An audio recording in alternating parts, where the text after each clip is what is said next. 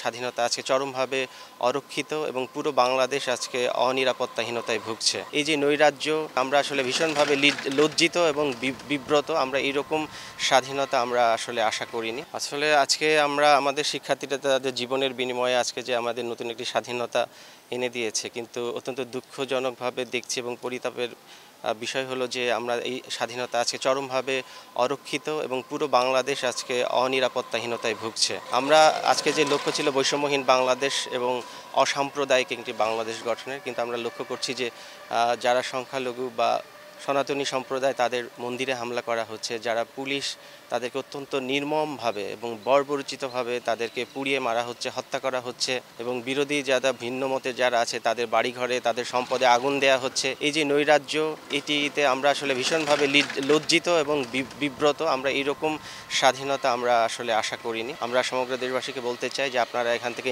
নিবৃত হন। এটি একটি সভ্য সমাজের লক্ষণ নয়। বসুন্ধরা টিস্যুতে ছাড়ের ছড়াছড়ি। বসুন্ধরা টিস্যু নিয়ে এলো নিশ্চিত ছাড়।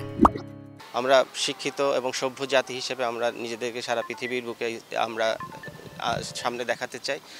আর এটি চলতে পারে না, এই নৈরাজ্য। আমরা রাতে ঘুমাতে পারছি না। আমাদের শিক্ষার্থীরা ফোন করে বলছে, স্যার আমরা অনিরাপত্তাহীনতায় ভুগছি, আমাদের বাড়িঘরে হামলা চালানো হচ্ছে।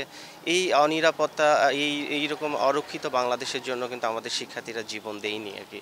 এইভাবে যদি হয় তাহলে তাদের যে আত্মত্যাগ, তাদের যে বিজয় আজকে সেটি ম্লান হয়ে যাচ্ছে।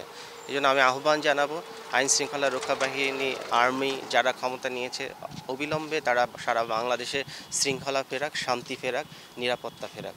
আমি এখান থেকে জুহা চত্বর থেকে আমরা নগ্ন পায়ে সাহেব বাজার পর্যন্ত যাব, সেখানে 1টা পর্যন্ত অবস্থান করব।